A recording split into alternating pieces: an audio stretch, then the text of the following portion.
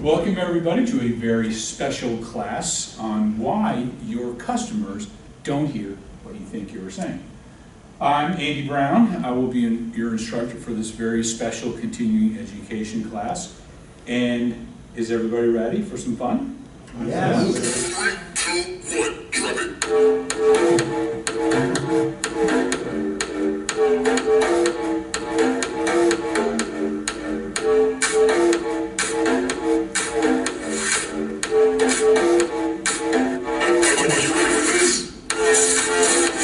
This is a very special Climer School of Real Estate production out of Orlando, Florida.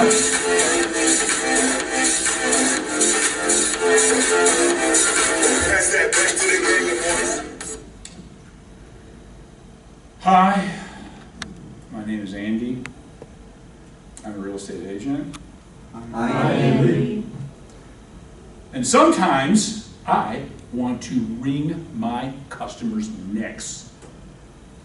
Have you ever had a customer you told something to 100 times, 200 times, 500 times, but when push came to shove, they acted like they had never heard it, you never said it, and it was all your fault?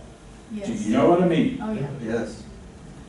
I know how you feel, and I know what you want to say. You're out of order! You're out of order! The whole trial is out of order! Get out of order!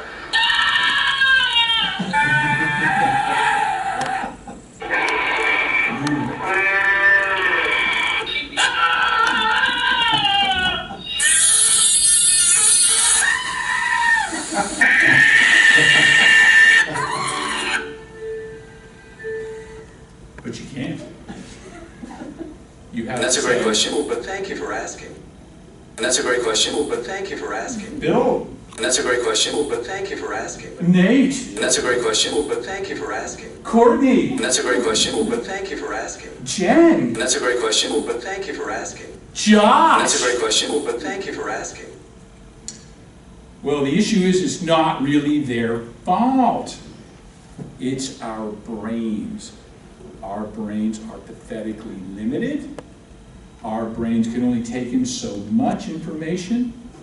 We can only perceive so much. We can only remember so much. We can only retain so much. And what we don't get, our brains go ahead and make up. And they don't even ask our permission. Now, this entire class is how to overcome this. Have you ever heard the saying, knowledge is power? Yes. Knowledge is not power. Applied knowledge is power.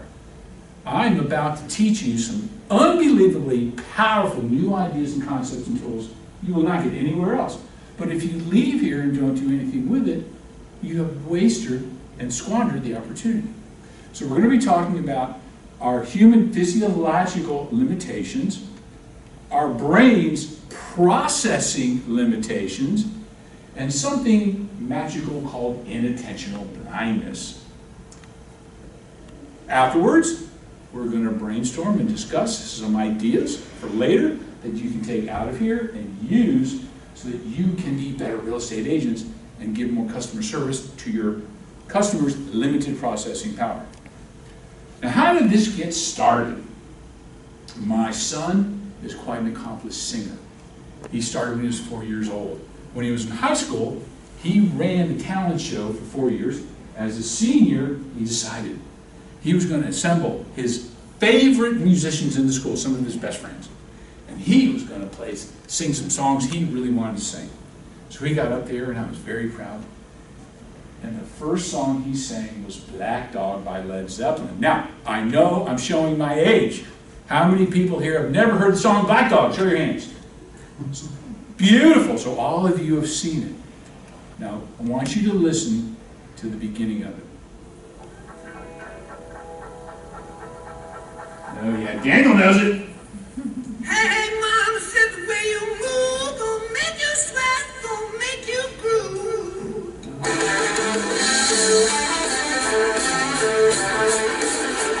Oh, the way you shake that thing gon' make you burn, gon'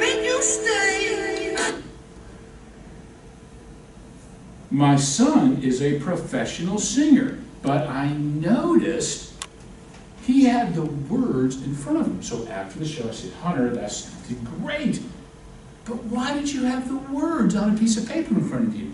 He said, Dad, you think it's so easy remembering the words of all the songs.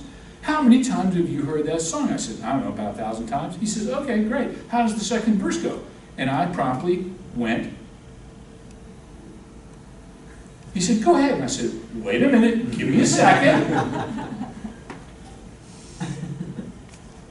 And I thought, holy cow, I don't know.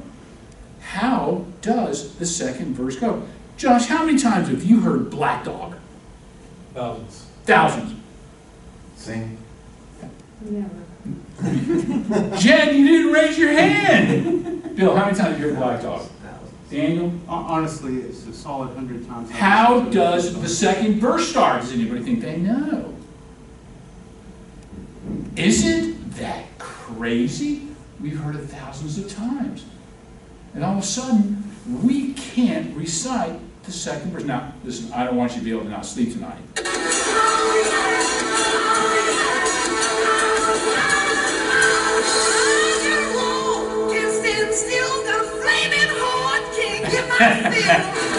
And this is my favorite part because everybody's going, oh yeah, I knew it. And you know what? It's our poor brains. We're all dealing with it because we're human. But first, who would like to play a little game? That's what I thought.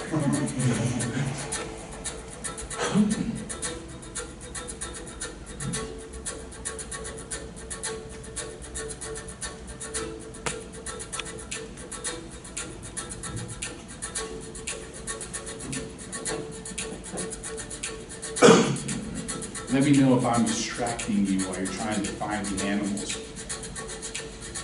Jen, am I distracting you? Am I distracting you? Not at all? Lewis, am I distracting you? No. Josh, am I distracting you at all? Because this is easy, isn't it? It's right there. Yes. Bill, am I distracting you? Yeah. What if I start singing and just dancing? Okay, so Oh, wait to hear the lyrics. Oh, this song is amazing. I'm going to use this when I audition for American Idol. Oh, there it is. I know. It's right there. I know. I'm going to give you a second chance. Find the horse. FYI. We're going to play this game a couple more times. I think the horse is the easiest one of them all. Yeah, I kind of let you off the hook a little bit. That's going to give you the easy one. Everybody got the horse? Everybody not see the horse yet? Pretty good. Okay, good. All right. Who's ready to have some fun? Let the games begin. First, we are going to talk about our innate human physiological construction limitations. Now, there was a gentleman named George Miller. He was a cognitive psychologist at Stanford. He started studying short-term memory. He discovered our short-term memory drops like a rock after 15 to 30 seconds. There's nothing we can do about it. He also discovered the most objects that we can remember in sequence is 7. Has anybody ever played that weird, I think it was called Simon Says, with the 4 different colors and tones? You'd have to go beep, beep, boop, beep, beep, boop, boop, beep, beep, boop. Did you ever notice 7 was about the maximum you could remember? Because guess what happened when you had to remember a beep, beep, boop, boop, and you lost. Now you know why.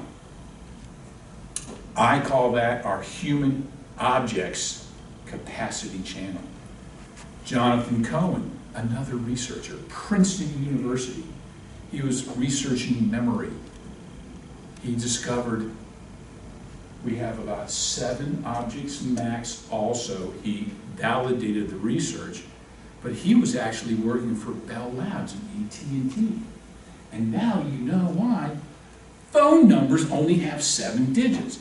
At some point, if they really wanted to make the phone as popular as it is now, they had to come up with a phone number. Who remembers BR549? Connie, ring it, Chelsea 3821. Well, they needed to become a little more universal. So they needed a number string that would allow them, number one, the longest and most combinations, but they also needed to have it short enough where everybody in America and the world remember, and that magic number was 7. And it's not an accident. Sherwood Washburn, physical anthropologist. That's a heck of a career. He discovered that our limited brains have a human emotional capacity connection. You ready for this? Important relationships, we are limited to about 12 maximum, because after that, our brains cannot handle the information required to keep into those important relationships. Robin Dunbar, evolutionary psychologist from Oxford, he discovered we have social connection channel capacity. Every single relationship requires some brain processing bandwidth. It's a capacity requirement. As far as relationships, now think about this. If you are in a tight-knit group, 5 of you, you and 4 others, do you realize that is 10 relationship channels? You have 1 each with other 4, but you also, because it's your tight-knit group, you have to monitor the other 6 two-way relationships. Now let's expand this. 20 people. Doesn't sound like a lot. That's 190 relationship channels that your brain has to stay on top of, and it's too much. That's 19 with everybody else and 171 two-way relationships that somehow emotionally and socially our brains have to stay on top of, and it is too much. So we have these physiological construction limitations as well. Did you know primates have something called a neocortex ratio? It's the size of the neocortex relative to the size of the rest of the brain. Now, when it comes to the brain, we have the neocortex, we have the limbic system, and the reptilian complex. The neocortex is our processing center. The limbic is what kind of gives us our fight or flight, and the reptilian, that's basically our reproduction. That's what moves us to want to reproduce. In humans, that ratio is 150. Check this out. Have you ever heard the Amish community? How about the Mennonites? Yes. The Hutterite is a similar type of close-knit community in the Pacific Northwest. Would you agree, everything you've ever heard about them or read or seen, harmony, cohesiveness is very, very important, everybody getting along. Well, what they've discovered is when the communities get above 150, they have to split into 2. Because as soon as the communities get over 150, they start having discord and strife and infighting. I don't think it's an accident. Army companies max out at about 150. Do you think in the military, harmony and cohesiveness is important? Even the military knows about that 150 magic number. Modern corporations know that. Do you think with modern corporations that harmony and cohesiveness and working together is slightly important? Even they know. If they have a division or if they have a building and suddenly the division or the occupants become more than 150, they will split into a second division or they will build another building. Some modern corporations even monitor this by the number of parking spots for each building. And as soon as there's an overflow, guess what that means by default? We've got too many people and we are ripe for strife and discord and infighting. 150, the neocortex ratio.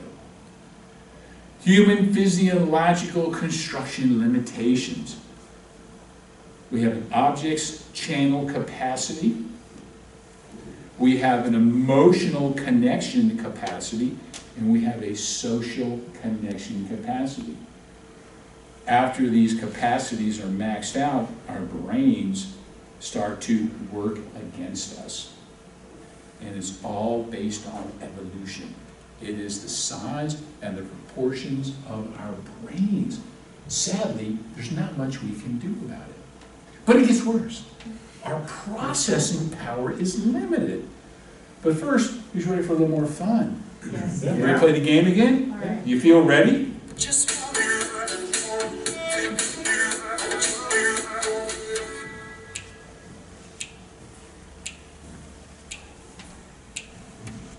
Oh, I see.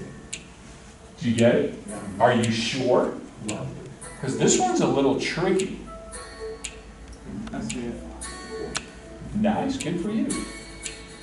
Now, I want to know is how many people feel like their eyes are confusing them with all this information, or their eyes are being confused, right? Neocortex. But now you're learning it's not our eyes, it's our brains and our processing ability is actually being confused. Oh, everybody loves this one.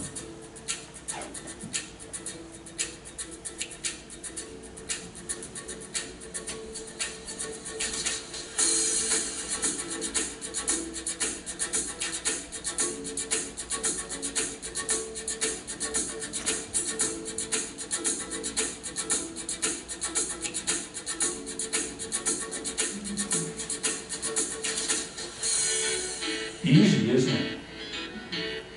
Boom! How many found it?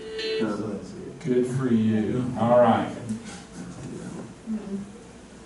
It's a little scary how easy it is to overwhelm our brains with extraneous information, isn't it? It gets worse. Sight is the bully of the five senses. 83% of our brain's processing goes to sight. You gotta stop eyeballing me, boy. Now, if 83% of our processing goes to sight, that only leaves 11% for hearing, 3.5% for smelling, 1.5% for touching. Now, a couple of things occurred to me. Number one, 1% for tasting. Can't leave tasting out. But the main thing that occurred to me is life is not fair. Could you imagine what sex would be like if 83.5% of our processing went towards touching instead of 3.5%? Holy cow. 83%. We are incredible at remembering pictures. Hear a piece of information, and 3 days later, you'll remember 10% of it. Add a picture, and you'll remember 65% of it. Let me ask you something. Aren't we talking most of the time? Vision processing is 7.5 times that of hearing. You are now starting to get a glimpse of why our customers don't really hear what we're saying. It doesn't matter if you're teaching them in a class, it doesn't matter if it's your kids, it doesn't matter if it's your significant other. Our brains are just not getting it. Now we're going to play another little game. Who has ever heard of the secret game from the 4th grade? Here's what we're going to do. I'm even going to get Christina in here. I'm going to pull 2 people up. We've got 2 teams here. I'm going to show you a sentence. You are then going to whisper it to number 2. Number 2 is going to whisper it to number 3. And number 3 is going to whisper it to number 4. And then we're going to find out what everybody thinks they said. So Christina, you come up, and Courtney, you come up. Come on up here. All right. Okay, here is the sentence. Don't say it out loud. Here's the sentence. You got it? Okay. You got it? All right. Now you whisper number 2, and as soon as number 2's are ready, number 3 and number 4. So I'll whisper it to him? Whisper it, yes.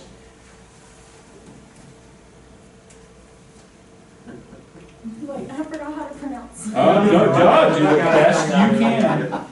Best you can. Whisper, whisper, I can hear you. Whisper, whisper.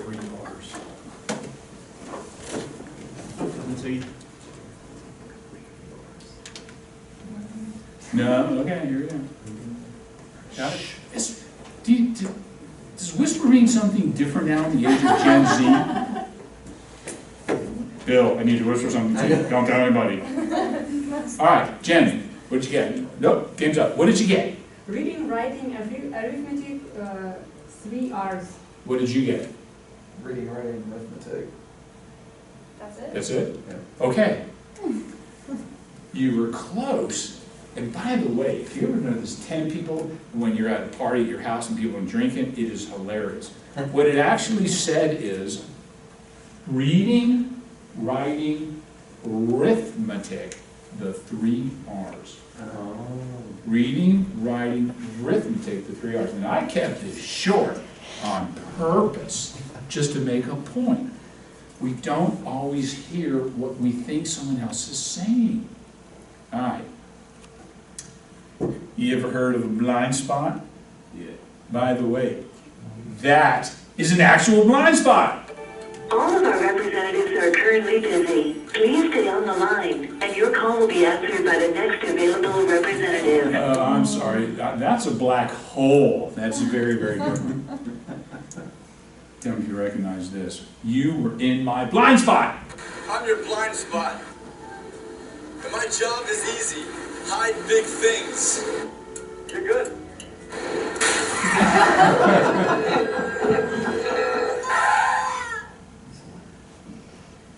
Here's the problem. Blind spots are real, but why do we have blind spots? The human eye has what you might call a kind of a fundamental flaw. Light-sensing cells in your retina send signals to your brain via nerves, and those nerves are in front of the light-sensing cells. Eventually, those nerves have to pass through the back of your eye to get to your brain, and in the part of your retina where they pass through, there aren't any light-sensing cells. That's your blind spot. Now, this isn't normally a problem because the blind spots are located at slightly different points in each eye, and each of your eyes work together to fill in a complete picture. But even with one eye closed, you're not seeing a big black hole. Instead, your brain fills in what it figures ought to be there. That's why when the circle disappears, you see the color of the background. Your brain is guessing, and it's guessing wrong. How demoralizing is that? Wow. If it's not there, and again, I'm talking about physiological construction, our eyes, our optic nerves, our retinas, we have blind spots. But the worst part is, if it's not there, our brain just fills in the gap. How did it feel when you heard, usually it guesses wrong? This is part of the reason, by the way, why there's a new science for eyewitness testimony, because they've learned the hard way. 3 people can be standing 3 feet away from something like a crime scene, and they all see 3 different things. It's a little disheartening unless you know what you're dealing with. By the way, I want to thank you for all the great ideas you gave me before that we put on our parking lot. If anybody else has a great idea or another question, just write it down and we're going to put it on the parking lot again. However, there's more! If it ain't there, we will make it up. As far back as 1944, researchers were wrestling with this. There's a very, very famous experiment. 1944! That's getting on, what, 500 years ago or something like that? 2 college professors, Smith College, they put together a video. I found it. It is rudimentary, but it is true nonetheless. They created a video and they showed their class. But here's the amazing part. There were 4 stars. A circle, a rectangle, a big triangle, and a small triangle. I want you to see about the first 45 seconds.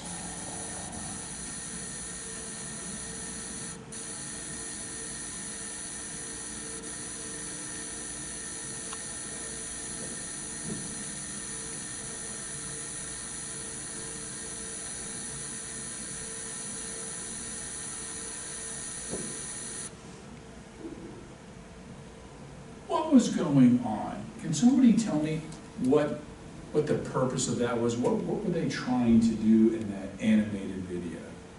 Anybody have any ideas? Triangles were fighting each other. Triangles are fighting each other. What do you think they were fighting over? Say that again? To get to the rectangle. To get into the rectangle. Anybody else? Do you concur? Do you have a different feeling? Nate, you're nodding your head? Yeah, they were trying to get in the smaller one was trying to get into the rectangle. All right, here's what was fascinating to me about it. There was no storyline, there was no narrative, there was no characterization. But their students did the same thing you just did. You projected a storyline onto a bunch of geometric figures that were moving around. What does that tell you? Your brain, it wasn't there, and your brains were making it up. How many of you kind of felt like, wow, that big triangle is kind of a bully picking on that little triangle? That's how I felt the first time I saw it. Circle just snuck out. I know. Isn't that fascinating in this new science of what is going on with our brains? Now we're going to talk about something called inattentional blindness. It's magical. Inattentional blindness, by the way, is what makes sleight of hand magic work. How many people like sleight of hand magic? I love it. I am fascinated by the fact that a good sleight of hand magician can do something in front of my eyes as I'm telling myself, I am super smart and I am super sharp and I'm going to watch everything they do, and yet I don't see it. And I'm one of the people, I freely admit, I love being tricked. I love being tricked by a great magician with a passion. But first, a little more fun.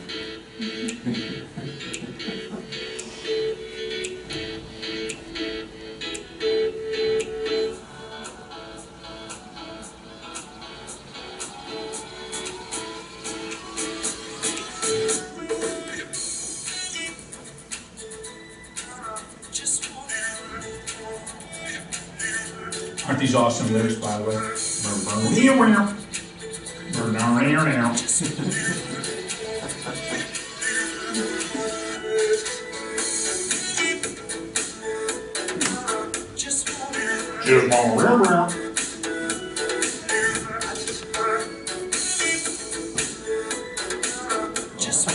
Oh, this is easy. Just eliminate all the penguins, and then the panda stands out.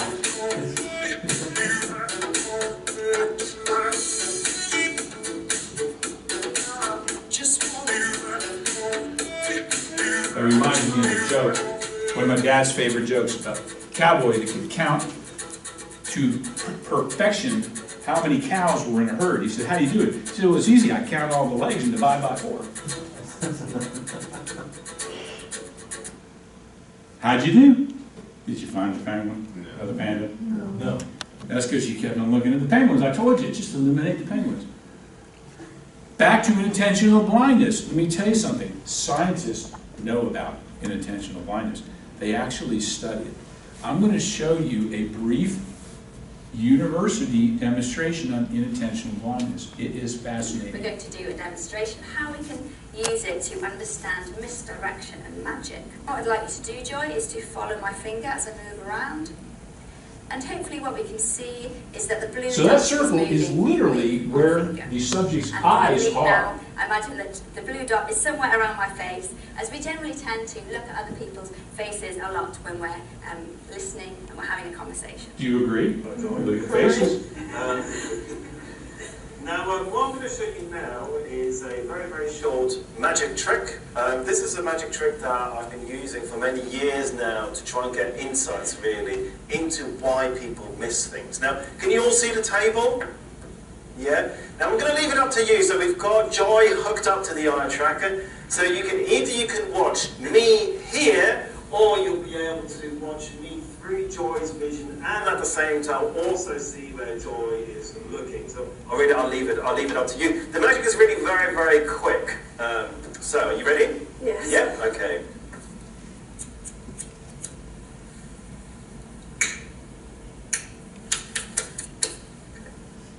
Whoa! Wow. Well, Did you see it? Good for you. Hey, remember, I'm not trying to trick you, so I don't care if you get it or not. There is a lesson here. Did you see what happened? By the way, you're being very quiet. No one's asking me any questions. Am I that entertaining that I have you in a trance and enthralled? You have any questions at all? Because remember, you can ask me a question anytime. Just raise your hand and you get. No questions? I'm a cat.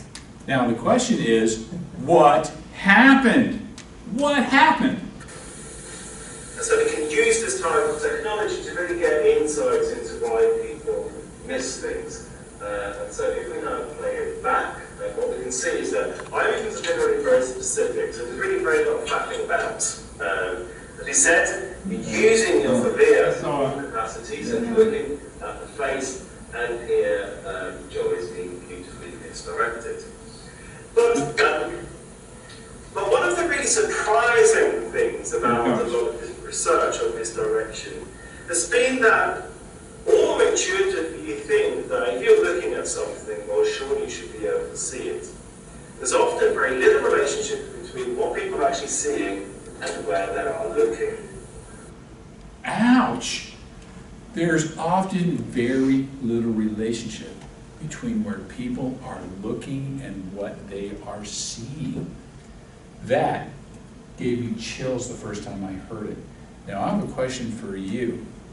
Why do you think I'm focusing so much on this phenomena called inattentional blindness when the title of this course is Why Your Customers Aren't Hearing What You Think You Are Saying? Hint, it was on one of the previous slides. Want me to help you? 83% goes to sight. Yes, say that. Say, Lewis, you get the gold star. Say that louder for the camera. 83% goes to sight. Already, 83% of our processing is going to vision, whether we like it or not. They're looking at our hands. They're looking at your expressions. They're looking around, looking at people. And meanwhile, we think we're communicating by our words, and they're just not getting it. And we get upset, but it's not their fault. And that is what I'm trying to teach you today. I want you to watch this again. Would you like to see it again? Yep, okay, I've got another. And this is really for those of you who haven't seen I'm it going to do yet. exactly the same thing as I did before. Hello? Because he gives it away, but I still want to make sure you see. Did everybody see it clearly that time? Did you all see it? Did you notice even with her best efforts, her eyes still went out a little bit?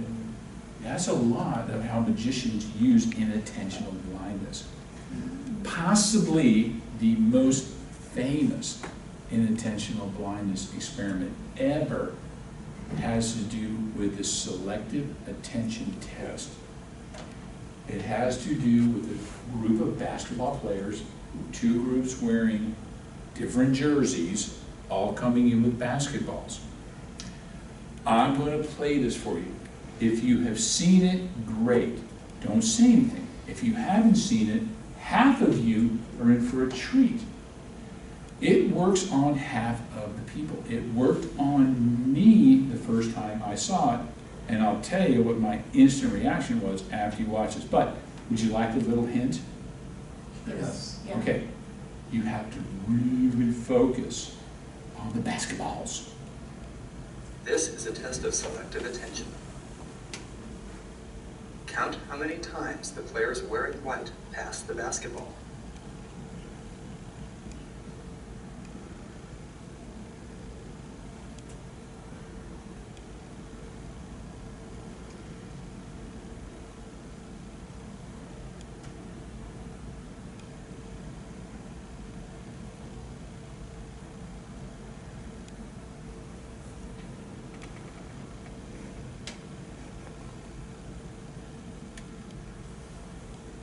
How many passes did you count? 650. The Good. correct answer is 15 Hold on. passes. But did you see the gorilla? Yeah. I did. I do. I didn't. I told you, it works on about half the people. I don't know why. It's just, the people that get it, it's just your day, because we all have the same brains. The first time I saw it, I didn't see it. I was positive it was some NLM or network marketing setup. But interesting, you didn't see it, right? Half of you didn't see it. Isn't that weird? Do you know why? Because you were so focused on those basketballs, you didn't see what was going on around you. I do have to admit, I did see the grill, but I did count 14 passes. See, the gorilla made you off by one. Darn that gorilla. Magicians also clearly know about unintentional blindness. So I'm going to show you a couple of clips from one of my personal favorite magicians, Kyle Leshin. He actually gave a TED Talk. Now, I don't know if you're familiar with TED Talks, but it's about learning and teaching. So if we have a magician at TED Talk, you know it's more than about just doing magic. Thank you very much for your attention. As the sign says, my name is Kyle Leshin. I'm a magician. Magic has been my hobby for a number of years now. Some people have other hobbies, like stamp collecting or friendship.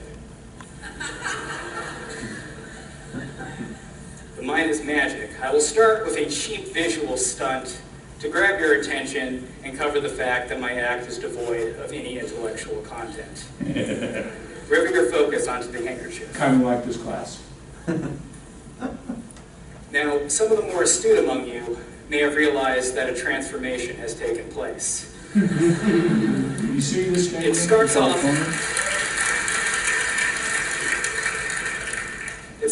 silk, yet it emerges a rayon blend.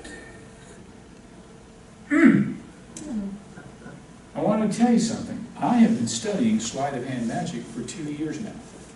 I have a t-shirt. I don't actually want to be a stage magician, but I want to know more about what's going on. I am constantly studying the human mind in an effort to help my students. This is currently my area of fascination, inattentional blindness. Did anybody happen to catch what the trick was? Change the color. Well, yeah, that was great. That was, and it changed from silk to apparently a polyester blend. But you saw that too, right? Did you happen to notice the number of people in that auditorium? Did you happen to notice that he held that thing to the front? It's not like he did this. It was facing the front of the audience. You saw his hand in that white handkerchief the whole time. How did that stupid handkerchief in front of everybody, including you, go from white to red in thin air? Caught it with his other hand. Louis, I appreciate the suggestion. I just don't think that's the right answer. He caught it with his other hand. And this is a phenomenon called inattentional blindness. And it is a blind spot, not of vision, but of perception and awareness. I love that. You can be looking right at something and miss it entirely because you only have limited cognitive bandwidth at any given moment. So you focus in on what's important and you filter out the extraneous. And when I heard this as a magician, it really resonated with me. Because my job is to make you confuse what is important and what is extraneous. My job, in a nutshell, is to make you filter out the wrong things. Isn't that an incredible statement? My job as a magician is to make you filter out what's important and get you to focus on the extraneous and what's not important. That really got me going, because isn't that what's happening? Now, I'm going to plant a seed. Your job is exactly the opposite. How do we do that? Now, when he said it's a blind spot, not a vision, but a perception and awareness, It really got my juices going. What is going on? I was determined to find out. Now, one of the most famous tricks of any magician is the cup and ball thing. So I'm going to play you a clip of Kyle's cup and ball trick. A few more props are required. We have 2 red balls and a pen. These are made of compressible sponge rubber. Kind of fun. But they don't stay around for long because all I do is condescendingly wave the pen over the ball and we find that it dissolves. It's gone. I'm just being theatrical. In thin air.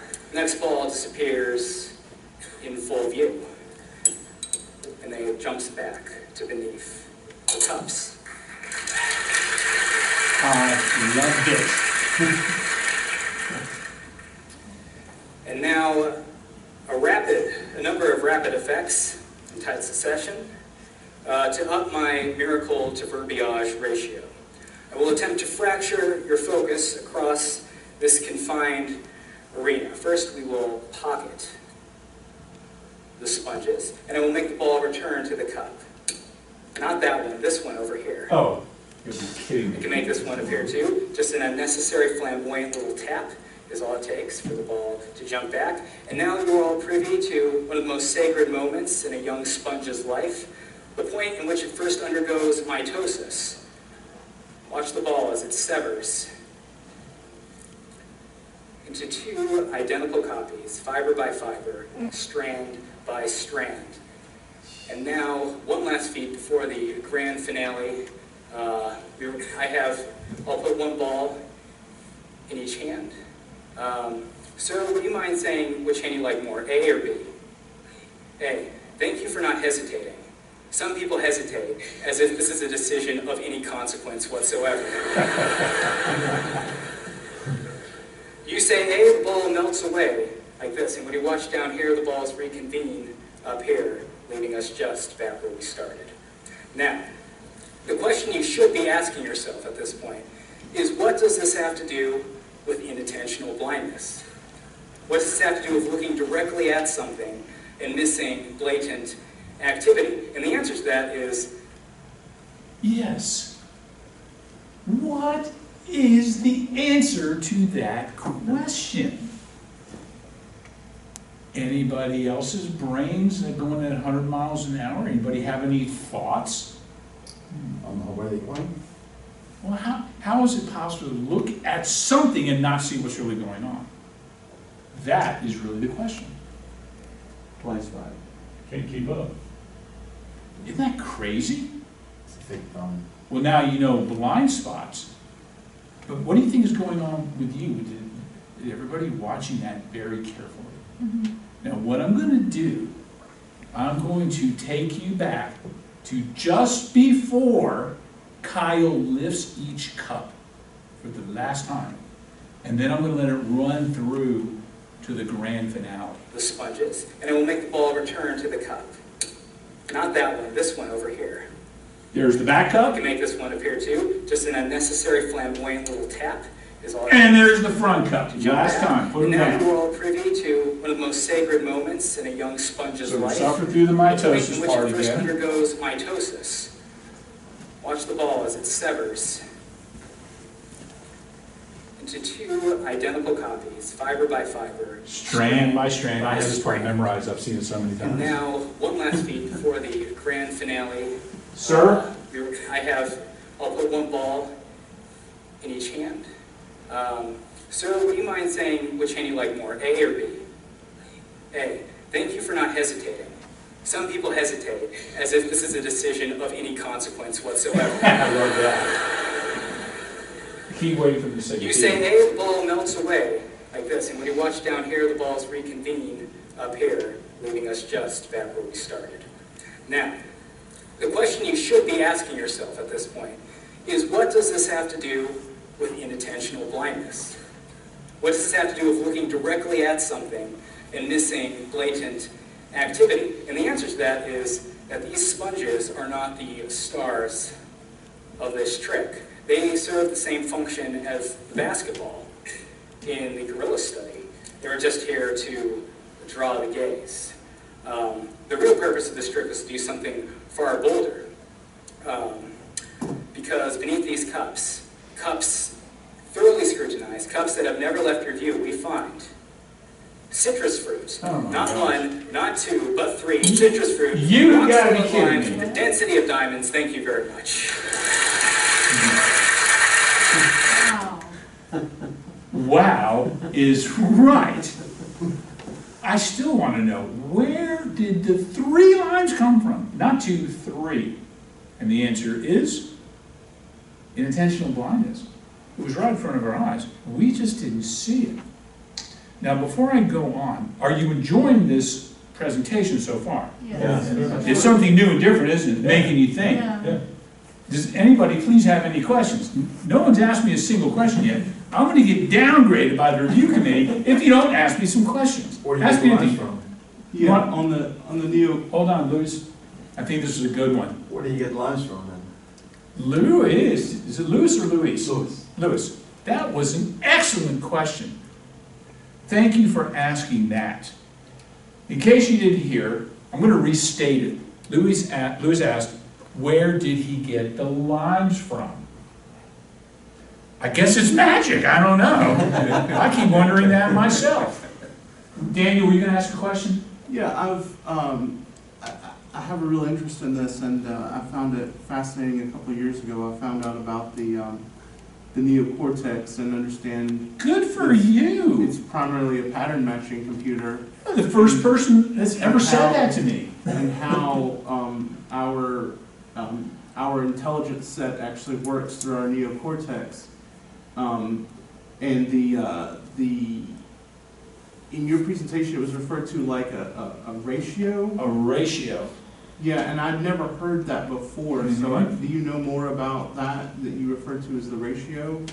Well, after the class, and by the way, Daniel, that was an excellent question. Thank you for asking that. In case you didn't hear what the question was on this side of the room, Daniel asked about the neocortex ratio. He's done a lot of research himself on this, which I find fascinating that someone else has heard of it. And you want to know where I got it from and don't have any more information.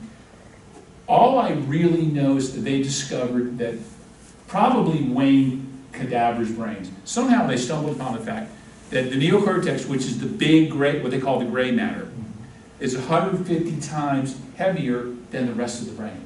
That's what it is. The limbic part and what they call the reptilian part of the brain. Our fight or flight and our desire to, reproduce.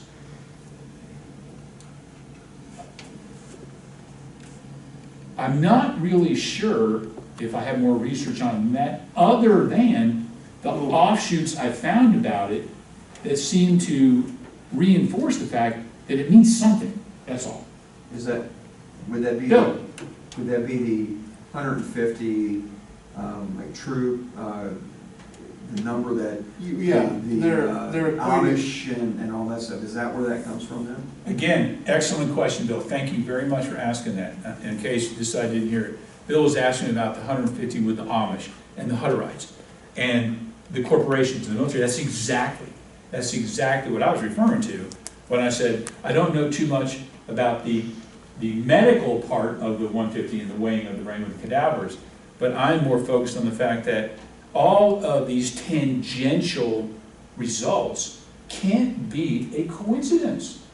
And all of these different areas are actually using that knowledge to their advantage.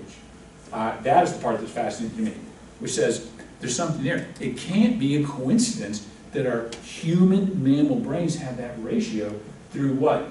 Hundreds of thousands of years of evolution, and look how it's manifesting in all of these outward areas. Did anybody else have a quick question? So one of the things that Kyle said, he talked about the gap between perception and awareness. And he said, and this still gives me chills, the magician's job is to make you filter out what is important and focus on what is extraneous and filter out the wrong things. Now there is a gap. The magician's job, think about this, is to widen that gap as much as possible. We have the same gap, but your job is to make your customers filter out what is extraneous and get them to focus on what's important, filter out the right things, not the wrong things. If you think about it, your job as sales agents is to narrow the same gap as much as possible. And that gap is there because we're human and your customers are human. And by the way, it's not an easy task, but again, applied knowledge is power. Can you believe it? It's the exact same gap. Some magicians make millions of dollars a year exploiting and widening that gap for entertainment value. You as real estate agents, you can make millions of dollars a year by narrowing that gap as much as possible with your communication with your customers. So as a quick review, how limited are we? Let us count the ways we physiologically and our brain processing is limited. Our brain size, our neocortex ratio limits us. Our retinal blind areas, we have objects channel capacity. We have emotional connection limitations. We have human social connection limitations. Inattentional blindness. And what we don't see, our brains make up, and usually our brain is wrong. And there's nothing we can do about it. Now keep in mind, applied knowledge is power. Here's some new ideas for you to take out of here. But first, how about a little more torture? I mean fun.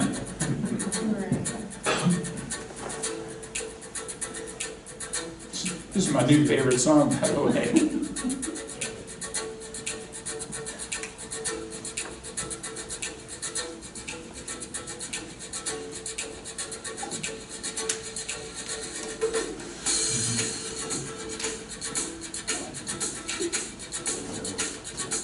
You get it, Josh?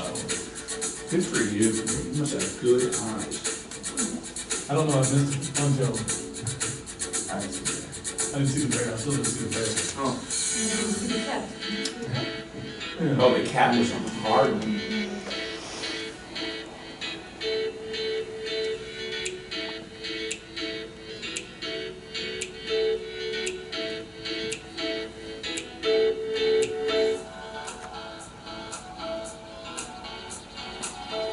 You get it? Good for you, I love it. Remember, I'm not trying to trick you, I'm just trying to make a point. And think about how hard you've even focusing on it.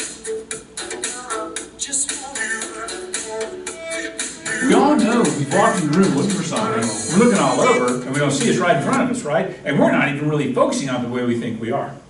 So here's a few ideas. First of all, repetition. And Bill can attest, this is something that we utilize at the Climer School of Real Estate. So here's the deal. Say something and repeat it. And then repeat it, and then repeat it, and then repeat it, and then repeat it, and then repeat it. And I might add, don't change the wording. You don't have to come up with 6 different ways to say the same thing. Say the same thing 6 different times. Another idea for you, KISS. You ever heard of that? What does KISS stand for? Keep it simple. No, keep it simple, silly, come on. But it can also mean keep it simple and silly, by the way. Keep it simple and silly. Yeah, lighten up. Try to get your customers to have a little fun and loosen up. Don't take ourselves quite so seriously. Now there's something else. You want to try to make it as simple as possible. Don't baffle your customers with your brilliance. They don't want to know how smart you are. They really want to all they really want to know is make sure you're going to take good care of them. And another idea, maybe try to eliminate as many distractions as possible, like cell phones and maybe notebooks and tablets. If your customers are out there on their smartphones and their notebooks and tablets, and maybe get rid of their smartphones, and maybe get rid of their notebooks and tablets. I know this is the 21st century in the year 2019, but when people are looking on their smartphones or their notebooks, let me tell you what they're not doing. Paying attention to what you are talking about. Even Gary Keller writes in his great book, The One Thing, multitasking is a myth. We can't multitask. When we're multitasking, all we're doing is partitioning and sliding off 100% of our brain power into 4 or 5 different areas. They're not getting 100%, they're getting 20 or 25. I don't know if you ever watched this show, Parks and Recreation, but who remembers Nick Swanson? Yeah. Yeah. You know my favorite saying of Nick's? Don't do 2 things half-ass. Do 1 thing whole ass. Just because you think you know something doesn't mean that you should ever, ever stop learning. Once you stop learning, you start dying. So I hope I made an impression on you. I gave you something to think about, to be better communicators with everybody, not just your customers. This was principle-centered. That means this will work, not on your customers, but on your significant other, on your kids, on your friends, on your coworkers, on your boss, on anybody, if you take the time to care enough to become a better communicator. So I want to thank you. Again, my name is Andy Brown. I am the head instructor at the Climer School of Real Estate, and this is my passion. What is going on in the human mind? But first, how about a little more fun? The snake.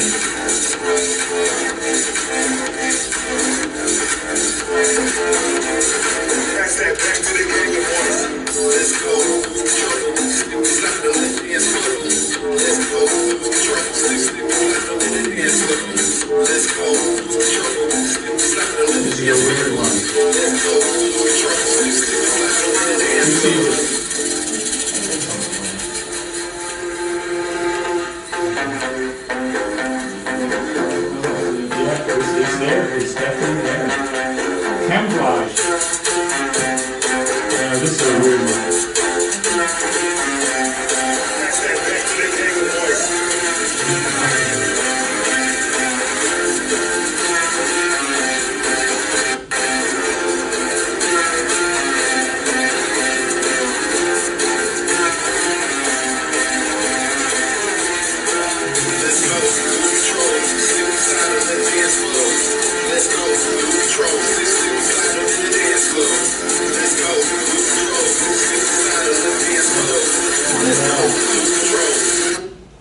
All right, thank you, everybody. I love this one. Are there any last questions? You brought up Gary Keller's book, The One Thing. I did. Are you very familiar with it? So, the question was, am I very familiar with Gary Keller's book, The One Thing? Thank you for asking that, Daniel. Excellent question. I appreciate that. Yes, I am. I was actually in the other class thinking about getting one of Gary Keller's other books, so I was actually looking at them online recently, and thinking about ordering one, and I just wanted to hear what you thought about that book since you referenced it. I think it's an outstanding book, especially if you are ready to focus and be successful in real estate, which I know you are. I highly recommend that.